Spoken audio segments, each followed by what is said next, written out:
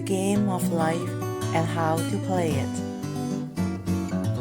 By Florence Scofield Shim.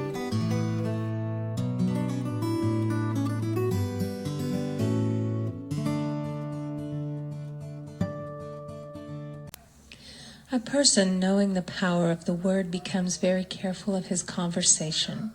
He has only to watch the reaction of his words to know that they do not return void. Through his spoken word, man is continually making laws for himself. I knew a man who said, "I always miss a car. It invariably pulls out just as I arrive." His daughter said, "I always catch a car. It's sure to come just as I get there." This occurred for years. Each had made a separate law for himself, one of failure, one of success. This is the psychology of superstitions.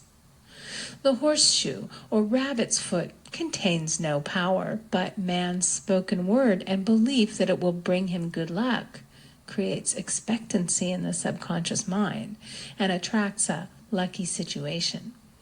I find, however, this will not work when a man has advanced spiritually and knows a higher law. One cannot turn back, and one must put away graven images. For example, 2 men in my class had great success in business for several months, when suddenly everything went to smash. We tried to analyze the situation, and I found, instead of making their affirmations and looking to God for success and prosperity, they had each bought a lucky monkey. And I said, "Oh, I see. You have been trusting in the lucky monkeys instead of God. Put away the lucky monkeys and call on the law of forgiveness, for man has power to forgive or neutralize his mistakes." They decided to throw the lucky monkeys down a coal hole, and all went well again. This does not mean, however, that one should throw away every lucky ornament or horseshoe about the house, but he must recognize that the power back of it is the one and only power, God, and that the object simply gives him a feeling of expectancy. I was with a friend one day who was in deep despair. In crossing the street, she picked up a horseshoe. Immediately, she was filled with joy and hope. She said God had sent her the horseshoe in order to keep up her courage. It was indeed, at that moment, about the only thing that could have registered in her consciousness. Her hope became faith, and she ultimately made a wonderful demonstration.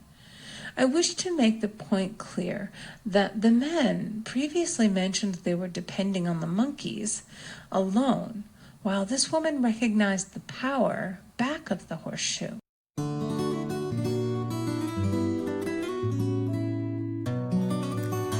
Be careful of what we think and what we say. When we put the works out there, they will always return to us. The vibratory power of words. Whatever man voices, he begins to attract. People who continually speak of disease invariably attract it. After man knows the truth, he cannot be too careful of his words. For example, I have a friend who often says on the phone, "Do come to see me and have a fine old-fashioned chat."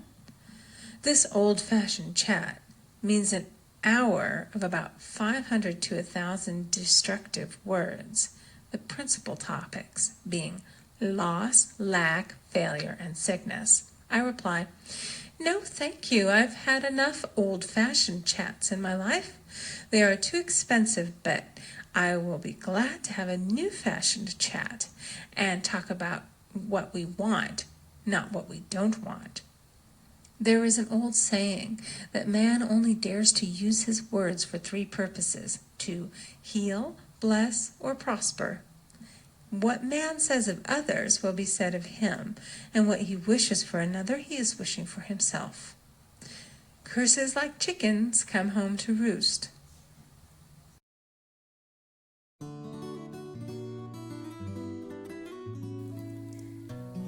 I guess it's hard to totally avoid talking about negative side of life.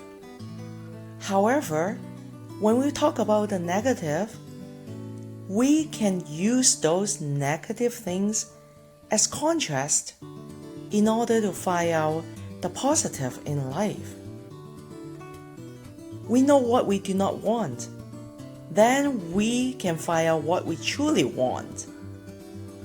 And do focus on what we truly want, since what we put out there will come back to us.